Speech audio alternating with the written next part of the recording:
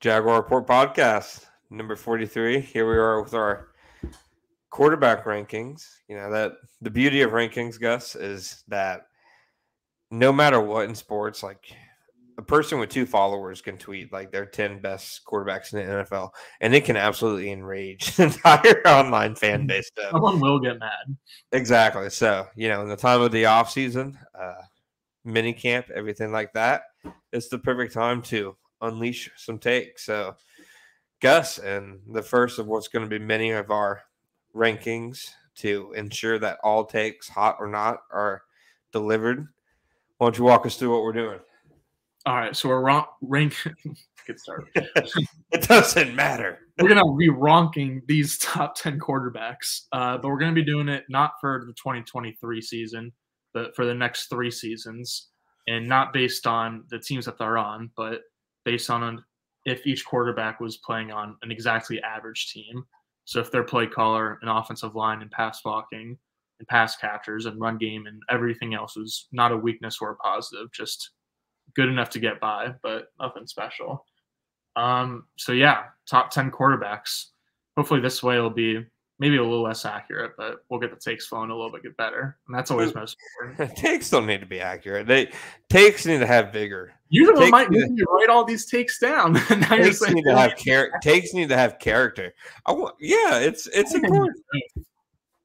I want you to write the takes down. I don't want you to put them in a Google document. Takes have to at least not be inaccurate, because if spewing takes just to spew takes, that's not what we're trying to do here. This is takes. True, that's true. That's never worked out for anybody in media. So all right, so let's do it. You want to go 10 to 1 or 1 to 10? No, we're going worst to best. Okay, sure. We're going worst. That's how, in my opinion, all rankings should go. If you give me number 1, I don't care about the rest of your list. It's just because number 1 for this one at least is boring, so I don't know if we should get out of the way. No. How do you know it's boring? You don't know my list. You don't know anything. You were trying to tell me too, but I said no, don't. All right. Well, let's get to it. Number 10 on my list is Justin Fields. Ooh. Yeah, because basically I felt pretty strong about my top 7 or 8 or 9 guys, and then I thought I had room to squeeze in 1 or 2 kind of young guys. That was part of the reason I wanted to do next 3 years, honestly, was just so we could talk about young guys and not just Kirk Cousins and those jabronis. No olds. So yeah, no olds.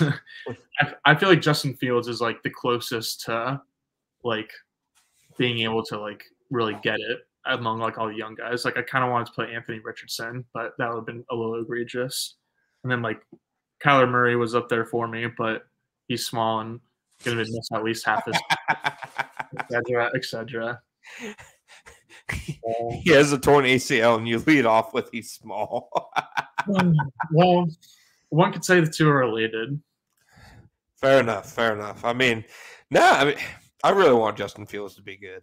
I was all about Justin Fields as a prospect. He had a cannon of an arm, still does, obviously, at Ohio State.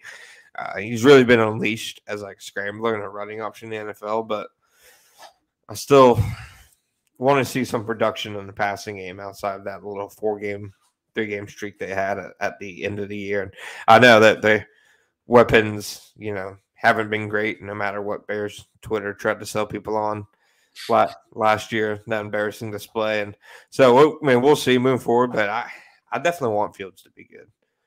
Yeah, I definitely agree with you on the passing part, but I feel like he's the second best rushing quarterback besides Lamar Jackson.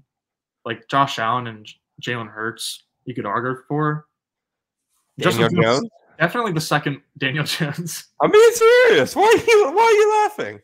But not ahead of Josh Allen. Do you have Daniel Jones is a pretty good rusher? Okay. What do you mean? You think he's in those same guys' tier? As a pure runner, among quarterbacks? Yeah. Yeah. I think it's probably the only thing he really does well, but yeah. Okay. Well, don't say it like that. Don't say it like that. to talk Justin Fields, and you're blowing my brain up a little bit with this. No, I just think it's worth considering. I mean, Daniel Jones. I mean, I feel like last year, I mean, what 708 yards, 7 rushing touchdowns. I mean, what did Allen do last year? Okay, he did better than that. So Jones is definitely a good rusher, but yeah, I feel like he's like pretty good at like pulling zone reads, like when this box is stacked against Saquon. Like he's not like a dynamic rusher like Fields or Hurts are. It appears Josh Allen isn't dynamic, but he's a beast. It appears Josh Allen has 38 rushing touchdowns to Daniel Jones' 12, so I will concede. Yeah. I will concede. Yeah, the point is that Justin Fields is very good at rushing. Like he's the second most explosive rusher as a quarterback in the league behind Lamar. And so I think that like in terms of like who I want leading like an average team, I'd rather have that just explosiveness to kind of jolt the offense, plus like kind of the untapped potential that's in his arm, rather than just like a pocket passer who I know can give me like solid production, but I don't know if they can give me something more than that, like your Derek Carrs and your Kirk Cousins. Fair enough, and I'd agree there. I would take his upside over, like, I don't know. It would be tough for me, like in 3 years, who would I want to start in a game? Justin Fields, obviously, over Kirk Cousins or Carr, but I don't know. It is hard for me, like as much as I love Fields, to be convinced that you can put together a better passing game right now with him as compared to them. But you obviously, like you said, have to throw in the running. I got Kyler at number 10. I don't. I mean, obviously injury issues, the ACL right now, but he has offered similar rushing value to some of those guys that you mentioned. Yeah. And has also already produced at a much higher level as a passer than Fields has. So yeah, he's more of a 2-year guy than a 3-year guy. Well, no, he'll play probably like half this season. What? I was just gonna say, if we're comparing stats, let me compare these heights. Oh, compare the heights. Mm-hmm. All that height hasn't helped Justin Fields have a good passing season yet. And I love Justin Fields. Yeah, but I mean, it's early, but like I hate to like add to this because that's probably overblown, but like I'm just concerned with durability with Kyler's size, not like because I agree with you in terms of like the talent. Like he's easily a top 10 quarterback in terms of talent, and like if he was healthy, like if he didn't tear his ACL last year, I'll probably have him ranked 8th or 9th. I mean, in terms of durability, though, are we advocating for Justin Fields to be used as like a battering ram? No, but like his OC has said he's like not going to do that as much last year. That was also partly like just him being young and running a bunch of scrambles, which like I feel like Josh Allen did the same thing and he's calmed down like a little bit. I'll give you that.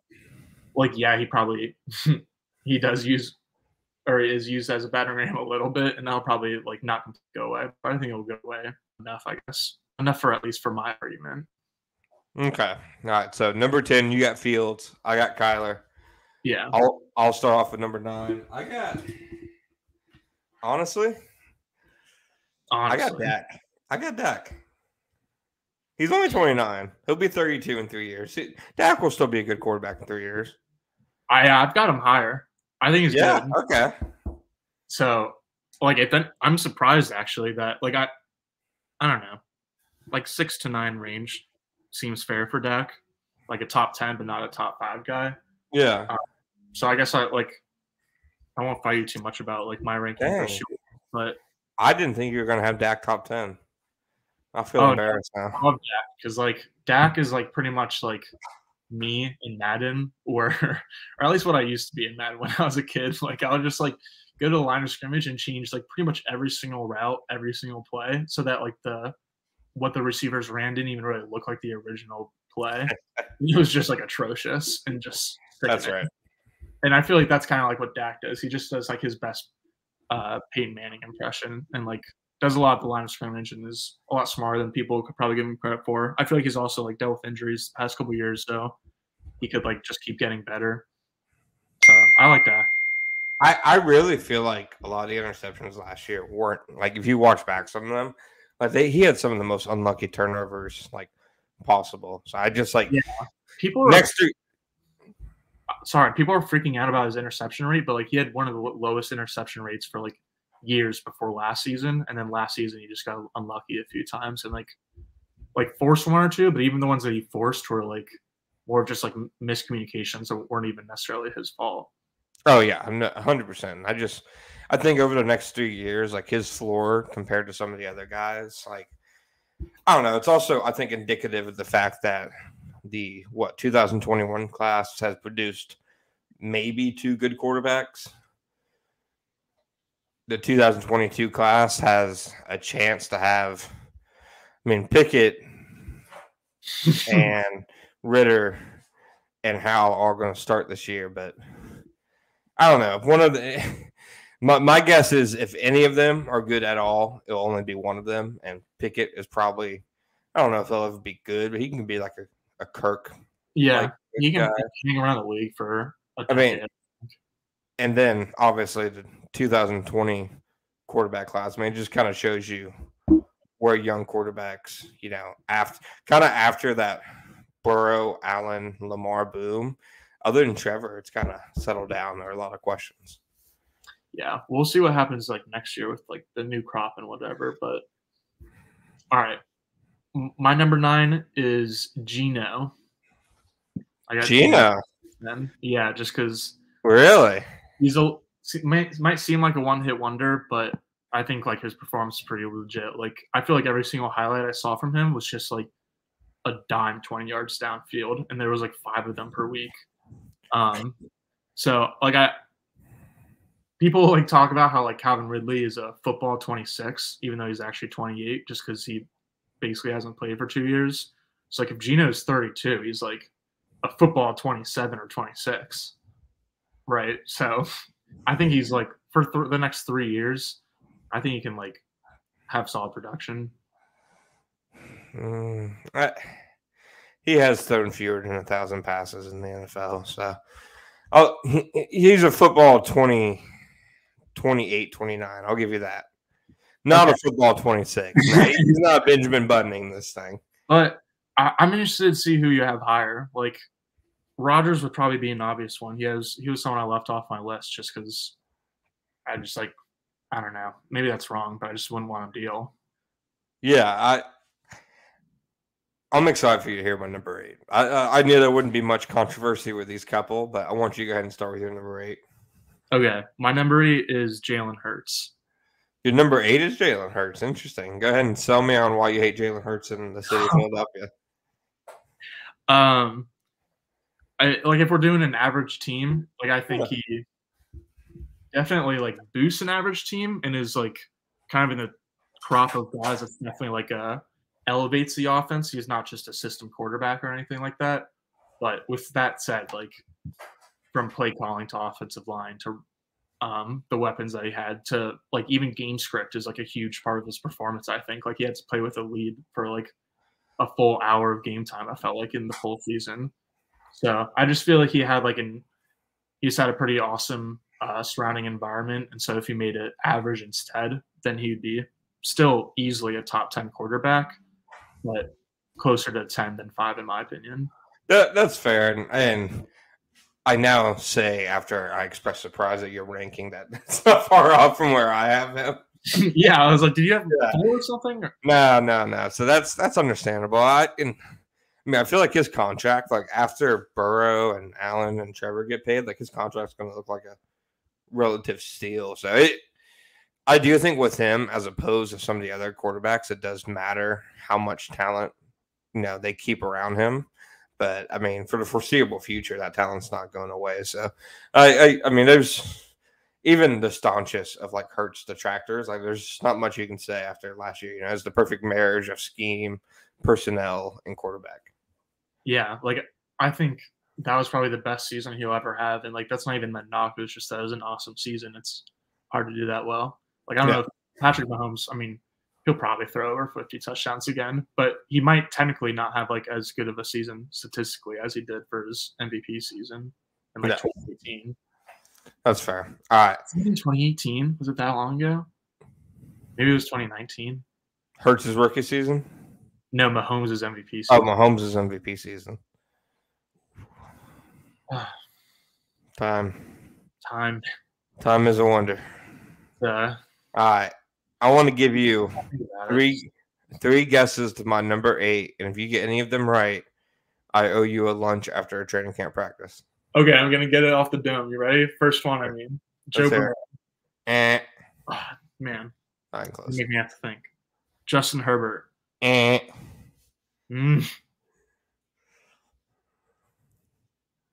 Brock Purdy. That's so worth it for your reaction. That was great. Didn't like that. Didn't like that. Didn't like that at all. That's why you YouTube stream right there. Didn't like that. Well, I'll tell you who my number 8 is right after Gus. We get back from our sponsors. All right, Gus. You ready? Lay it on me. This is cheating, and I don't care. Caleb Williams. Yeah. Is that cheating? No, I like it. That's good. Yeah. Yeah. What made you slot him into like number 8 as opposed to just like Scott? And so, as opposed to just like putting him at the bottom of the list at 10. That Dak probably like his next 3 years won't be as good as like his best 3 years, obviously. And the fact that Dak is still going to require like a decent part of the salary cap. And yeah, true. I forgot we're doing salary.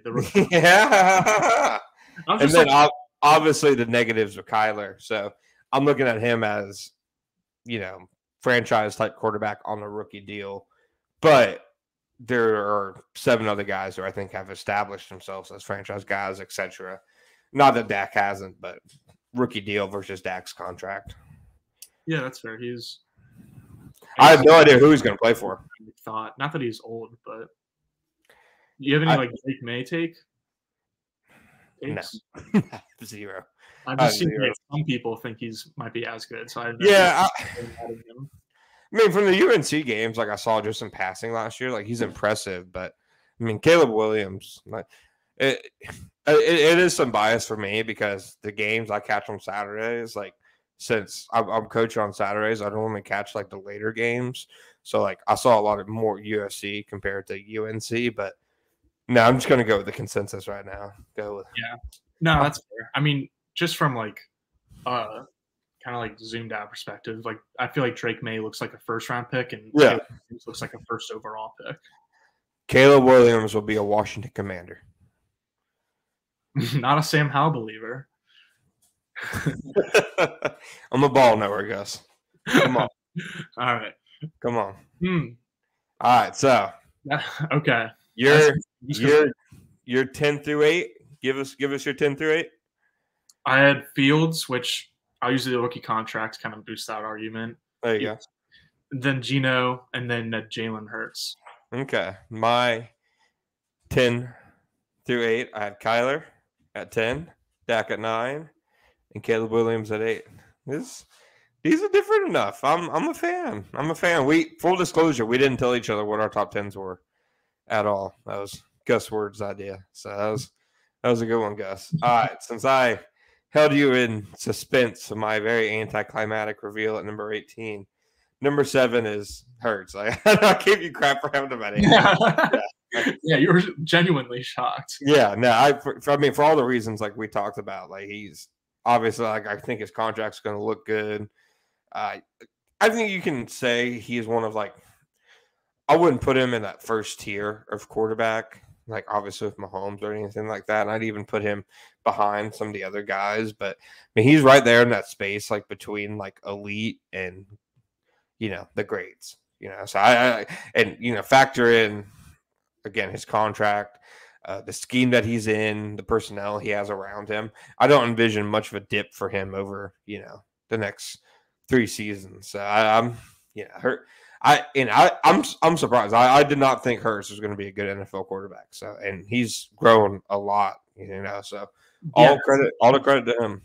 He keeps getting like significantly better every single season, and like like we haven't really talked about like off the field stuff with these quarterback rankings at all, but he's definitely like the hard worker and like the leader of the list, I feel like. Oh, So like even though like I have him ranked 8th, like I might do the same list again and have him like 3, and I wouldn't be surprised like this time next year. so him and Dak are the only non-first round quarterbacks I have. So Same. that makes sense. Like everybody, like I think you have Gino, who was a second round pick. Oh, I thought he was a first round pick. Was he second?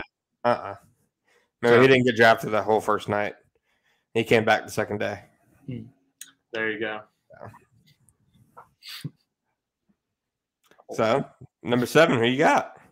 I got Dak at 7. Dak at 7. Okay, tell me why Dak over Hurts. I'm a big like field general kind of guy in terms of just like quarterbacks I like.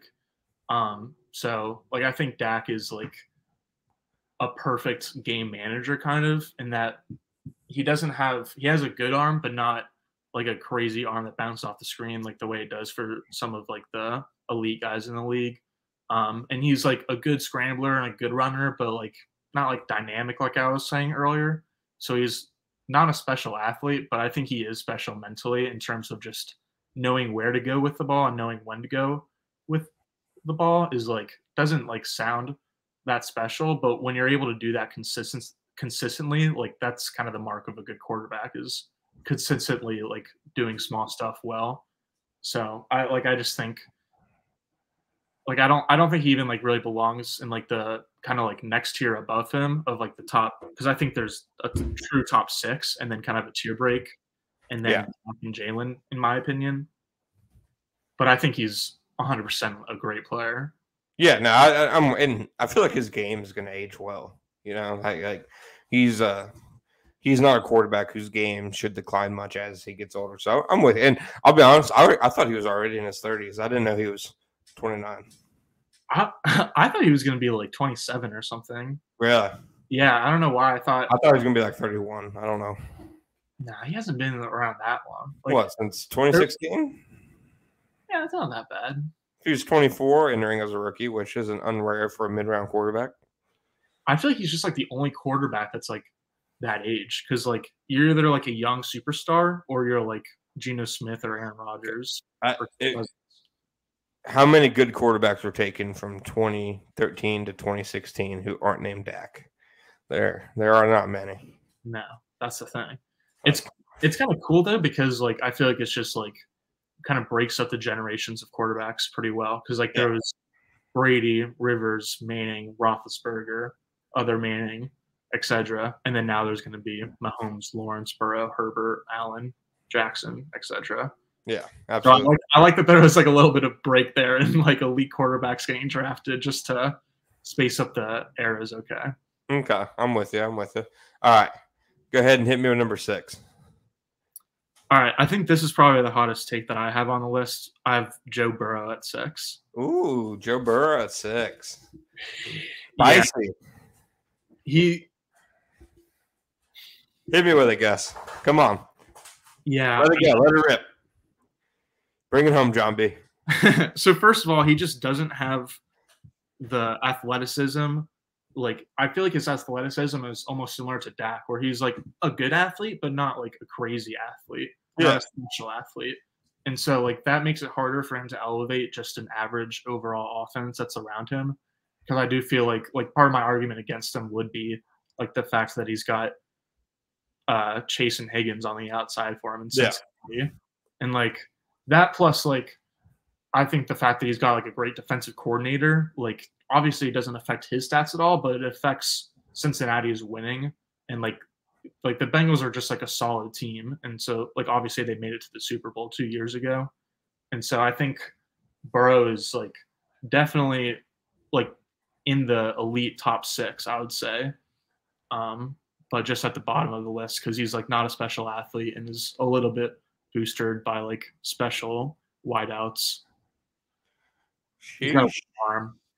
Yeah. No, I mean, nothing you said is incorrect. Like not every quarterback on this list has Jamar Chase and T. Higgins, to really throw to. And, you're right. He's not the same level of athlete. I mean, I don't think it's a horrifically hot take. I think there are a lot of people, mainly Bengals fans, who would freak out at the idea of people thinking Lamar Jackson is better than him or is a better investment over the next couple of years. But I personally, I see Herbert pretty similarly to you, where it sounds like we're knocking him, but we're still being like, no, he's still one of the best quarterbacks in the NFL. Yeah. Yeah. So no, I don't think that's a bad take. I don't think that's a bad take. My number 6 is basically the exact opposite of him. I have Herbert at 6. Okay. Giant arm, giant good God in the pocket. He has the best highlight throws of any quarterback not named Mahomes. Like, he makes the most insane throws of any other quarterback in the NFL, I think, and he does it consistently. It's just, I don't know. I want to take team success, and I know, like you said, put them on an average team, but I think it's worth saying that Herbert, for as well as he played, it's worth asking, why hasn't he found maybe the same success as some of the other quarterbacks he's been around, or the success that his talent says like a team with him at the helm should have. But ultimately, I think Herbert's one of the best quarterbacks in the NFL, and anytime a team plays him, he's probably going to have a good game. I mean, I think he's has the worst surrounding environment of any of the top 6 or 8 quarterbacks on either of our lists. Just because sure, Mike Williams and Keenan Allen are good, and Austin Eckler, but they're all I don't know. Or Sean Slater, Corey Linsley. Yeah, I mean, they're good, but I don't know. They drafted a first-round guard from Boston College. I think going from Joe Lombardi from Kellen Moore is going to be massive. And then I don't really have a take on Quentin Johnson, honestly, their first-round receiver. I think he'll be a good pro, but not an all-pro, I guess. The Justin Herbert apology tour continues in the summer of 2020. He has a coalition behind him to, Justin Herbert does no wrong. Now, I don't know. I feel like I agree Lombardi was probably extremely disappointing to his family's lineage and all that. Yeah, he did nothing really special on offense, but I don't know. I feel like he's had a better situation than Lamar. Huh? Yeah, Yeah. Yeah, Lamar the past 2 years probably, but Yeah. they have had uninspiring coordinators. Is what I would say. Fair enough. I do have Herbert at 5, so not far off from you. I would say the reason I have Herbert over Burrow is that I just think Herbert's probably the most underrated player on the list, and Burrow's the most overrated player in terms of just general public and consensus, lining up to how good they actually are. And Herbert, I feel I'd be more confident in his ability to quote unquote get me a bucket when I need one with an average team around him. That's fair. Burrow definitely can do it. And again, it's just a one space difference between the two. It's just for the next 3 years, I'd rather have Herbert. I have the same exact I have one space. You have Burrow then Herbert. I have Herbert then Burrow, and I'm shocked to say that because I've never been the biggest Joe Burrow guy. It's just, I don't know. I think there's something to the fact that other than last year's AFC Championship, and I understand he's throwing to 2 gargantuan receivers, but I know it's very cliche and you can't actually quantify it, but Burrow, just to me, has made more significant plays that go toward winning, if that makes sense. He's, I don't want to say clutch plays because that's dumb, but that's more or less what I'm arguing, is that he's been better in big moments than Herbert has. Yeah. I feel he didn't really do much in the postseason run, though. In some regular season moments, sure. But also, even if he has more than Herbert still has, I'm pretty sure, a decent amount of game-winning drives on his resume. Let me I'm gonna do something. Don't come at me with data. I'm coming at you with numbers. Don't come at me with numbers. I'm gonna make up an over expected stat. Oh God. God. To think I knew you once. Oh, I haven't changed. Come on. Yeah, come on. Let's hear it. All right. So Justin Herbert has 13 game-winning drives in his 3-year career, and I think that's all in the regular season. Well, I know it's all in the regular season because he's only played in like one playoff game. Yeah. And Joe Burrow has 7 through 3 years. So obviously, like, game-winning drives isn't like the end-all stat for how clutch a player is, but like I'm saying, like Justin Herbert's like underrated. Like, fair enough. Enough. Like I think like he's still going to be able to like keep ascending into like a better and better player, and like Burrow is like where does he even have to go from here? Like, yeah, I genuinely don't know how he could like improve or get better. My counter argument to game-winning drives is that Case Keenum and Lamar Jackson have the same amount. They have 7? They each have 10 in their careers. Okay, but they have been playing a lot longer than 3 years. No, I'm saying if a guy like Case Keenum can get a game-winning drive, is Case Keenum as clutch as Lamar Jackson? Yeah. I mean, come on, you get what I'm putting down. You get what I'm putting down. All right. Number four. Give me your number 4. Trevor Lawrence. Trevor Lawrence at number 4. All right. Tell me why you think Trevor Lawrence is the worst quarterback in AFC South and deserves to be. I'm just kidding. Tell me why you got him at 4, because I got him a little bit higher.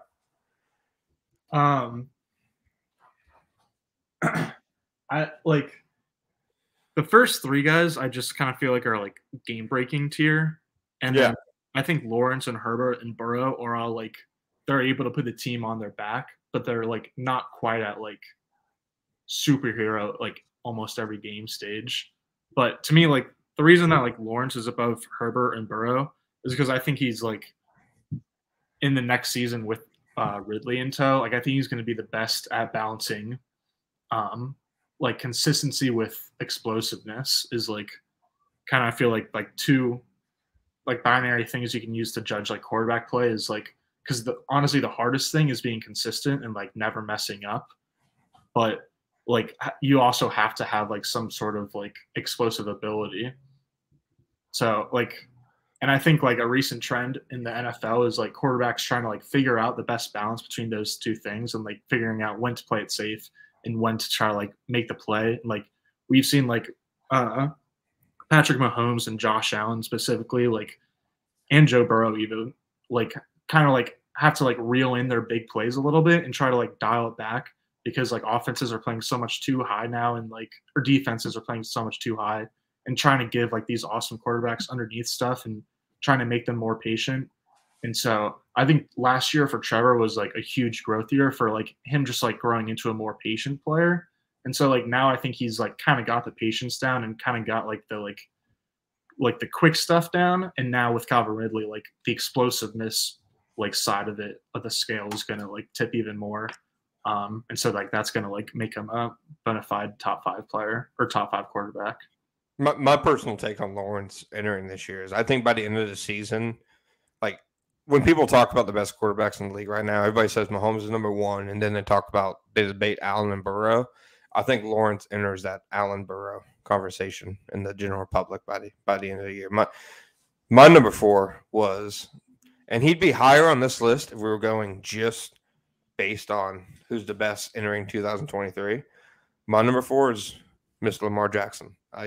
I love Lamar, but I'll explain my reasoning and one of my other spots, why some guys are maybe slid down a spot or 2, probably more than they deserve to be. But I mean, I don't have anything negative to say about Lamar Jackson. As long as he stays healthy, I think he's up there with Mahomes as the most difficult player in the NFL to defend. And I really feel like both with him and Mahomes, if you watch them in person, you get such a greater appreciation for the type of players that they are and just how difficult they are to defend. Like I don't know what you game plan for them. I really don't. And it's impossible. It's like one of those things where you have to kind of make yourself understand that you're not going to get 100% on the test. You're not going to get an A+, so you just like have to do like the best that you can, and like just know you're going to mess up, and it's just like have those mess ups be like come as little as possible, and try to make them mess up as often as possible.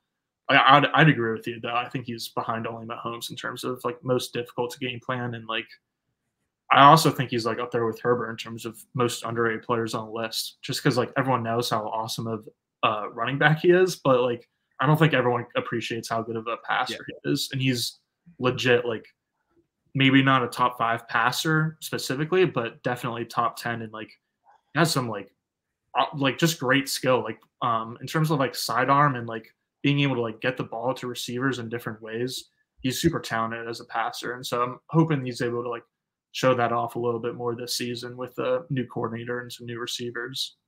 Yeah, no, absolutely. I challenge anybody to, go back and watch Lamar Jackson's performance against the Jaguars last year. The numbers don't look great. 16 of 32, 254 yards, a touchdown, 7.9 yards per pass, 87.2 rating, 64.9 QBR. But if you actually watch it, he makes so many good plays that game that they just let him down on. And like his supporting cast has not really helped him much at any point in his career, other than some running backs here and there. And Mark Andrews is a phenomenal tight end, but he's like the worst great player like at the tight end position. So many boneheaded plays. First tier, that's fair. Like he just has so many like bad drops or dumb mistakes or stuff like that. But he's still like obviously like one of the elite tight ends. So that's where I stand on that. And we have a top 3, and we will be giving you that top 3 right after this final ad break. All right, Gus. I gave you my number 4. I'll go ahead and start number 3. I got the Buffalo Soldier himself, Josh Allen, at number 3, and I know it. Yeah. I'll explain why.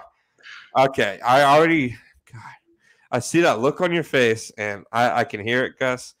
I can hear the tongue lashing that you want to unleash. So I'll explain in due time. This is long-term booking. This is storytelling. This is character development. This isn't the instant gratification of your generation. So you're gonna explain? I think I just did. That's my explanation. I'm taking a stand against your I need a now attitude. No, I'll explain when we get to number 2. Okay. No, I'll do number 3 because this is good. Because I have Lamar at number 3. Okay. Just to wrap up the Lamar talk, like the reason that I had him over Trevor is like I've seen it from him before, and like he's got more experience and he's been doing his thing for a few years. He had I think the NFL's only unanimous MVP campaign. So like with him and like the 3 guys that I ranked, or with the 3 guys including him that I ranked above Trevor, like I've just seen it from them more.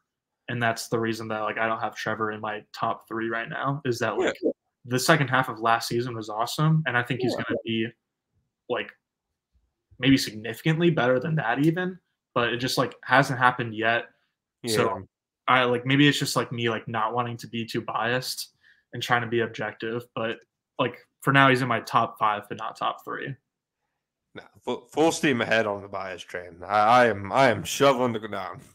I have a legitimate non-biased reason for Trevor at number 2 ahead of Josh Allen at number 3 and Lamar at number 4. If we were ranking the quarterbacks entering 2023, like one of our hosts originally thought, I'm just kidding. Like Allen would be my number 2 and Lamar would be my number 3. But we're doing for the next 3 years, and the fine print of this stipulation is contracts matter. You get Trevor Lawrence on potentially 2 more years of a rookie contract, like Is that not enticing? Actually, yeah, no, it's like an open shut case. He's one of the most valuable players in the NFL right now, in my opinion, because he's a definite top 6 quarterback, and like Burrow and Herbert are going to be signed before he is, so you're going to get the most bang for your buck over the next couple of years out of him, just from the cost efficiency standpoint. I hate that I just said that in a football discussion, but no, you're not wrong. I mean, like we said before this that like contracts were a part of it, or at least we said it to each other. I don't know if I specified on there or not, but I'm laying the law down. So yeah, like I think that's a pretty valid argument for 2. Because honestly, like I was thinking about like bumping Josh Allen down the rankings because I feel like right now he's a consensus like second best quarterback in the league. But like I don't know. While I'm fully expecting him to like bounce back and be way more similar to the player he was in the first half of last season before he had like the UCL sprain or whatever it was, like I think there's like a chance it could like start like a little string of injuries and like he's just like overused and like you might not be able to like depend on him fully for the next 3 years, like as young as he is. Like, yeah, I don't know. I think there like people should maybe have like just slightly more doubt around him than maybe that everyone just like assumes he's the Cam Newton of his generation. But Cam Newton also had to retire early because of injuries. So I mean with his vision with like not having Josh Allen up there, and having Trevor up there too. He's definitely one of the more physical quarterbacks too. Like not to call him reckless or anything, but he's definitely like willing to put his body out there more so than maybe some other quarterbacks. Yeah, and it's honestly admirable because like the reason he does it is because he's trying to win, he wants to score and get first downs and do it for his teammates and all that. So like it's great. It's just that like you're awesome to watch. So hopefully we're going to watch you for a really long time. Yeah. So what you're saying is I sold you on my ranking. Yeah, like again, hating that like the contract is like such a big thing in like this ranking debate sports. That's right. But like that's a good point. Like if we were doing like a consensus rankings, like I would give it to you. I guess that's my hot take. Write it down, Gus. Okay. Right. The Jaguars have the second most valuable asset in the NFL. Oh, and Mahomes is one? Yeah. Ooh. I'm just trying to think of like who else could have like be a better contract value. Like maybe Micah Parsons. Chase. Jamar Chase. Yeah. Yeah. Surtain. I mean, it was a great class, but no, I think Parsons is the only one that has like I think Parsons, Lawrence, and Mahomes are definitely the top 3. Yeah. Let me write down. Jags have the second most valuable contract. That's right. And then obviously number 1 for next 3 years, Patty Mahomes. I mean, there's obviously not any real debate here, but I'm comfortable saying he's the best quarterback talent I've ever seen so far. He hasn't had the best career yet because he's not nearly 50 like Tom Brady yet, but I mean, he's on a pretty dang good pace. To like just in terms of pace, he's set to match or exceed what Brady did in the NFL, and he's a lot more entertaining doing it. So, team Mahomes, he's my favorite quarterback, that I've seen in my lifetime, and I'm not afraid to call him the GOAT and upset 50-year-olds everywhere. There you go. Before he was drafted, I would say Brady was the greatest quarterback ever, and Rodgers was the most talented or like most fun to watch or like best pure thrower or like whatever like that kind of athlete would give him. Like he filled in like that role for me. And like now Patrick Mahomes is both. Like he's both the most fun player and most exciting to watch and just the greatest. And like having like both like the competitiveness and the swagger to like pull both of those off. Yeah, he's just the best. Does Rodgers' diminished status have anything to do with him discovering 4chan? What? The kind of personality he's had the last few years. Oh my gosh. He's that buddy of yours who's been spouting nonsense for a couple years now, and you kind of avoided him, and then he sends you a link and says, "Hey, there's this cool site I found called 4." That's It's a weird character arc, dude. I don't know what the NFL writers were thinking with Rodgers. I don't get this. Yeah, no, not a fan. But all right, well, real quick, Gus, go ahead and give me your 10 through 1 just for the crowd keeping pace at home. Yeah. No, I'm gonna go 1 to 10 this time, just because I feel like that'd be easier. Well, number 1, Patrick Mahomes. 2, Josh Allen. 3, Lamar Jackson. 4, Trevor Lawrence. 5, Justin Herbert. 6, Joe Burrow. 7, Dak Prescott. 8, Jalen Hurts. 9, Geno Smith. 10, Justin Fields on a rookie contract. I think number 1's the only one we had the same. Yeah, we had 5 and 6 flip-flopped with Herbert and Burrow. Yeah. And then did you have Hurts 7 and Prescott 8? Now, I had Mahomes 1. Okay. Lawrence 2. Yeah. Allen 3. Yeah. Jackson 4. Burrow 5. Herbert 6. Hurts 7. Caleb Williams 8. Dak Prescott 9. And Kyler 10. So we had Allen, Jackson, Herbert, and Burrow all just like one off. And Hurts, right? I don't know. Who cares? My brain hurts from just like looking at the same names. Well, let me ask you this, and I'll make sure I throw out a poll to let the fans decide who has their favorite top 10. I'm sure Jaguars fans won't be biased toward the one that has Lawrence ranked higher, and I'm sure that wasn't my intent at all. No. You have any idea what our next ranking will be of? I don't know. I kind of thought it could either like be based on like something that's happening in the news, like if some like people are talking about like slot receivers or something, then we can just like throw in our like opinion about it and like rank top 10 slot receivers and do something like more of a specific category than just position. Or like since like there's not going to be really any NFL news going on, or at least Jag news, like we could do like top 10 like Jacksonville restaurants or something like that too. Top 10 Jacksonville moments. I can think of like 2. Well, get the studying. All right, we'll do. We'll figure it out. We'll be back with more rankings soon. Yeah, well, until then, John Shipley, Gus Logue. This was the JaguarReport podcast. Thanks for joining us.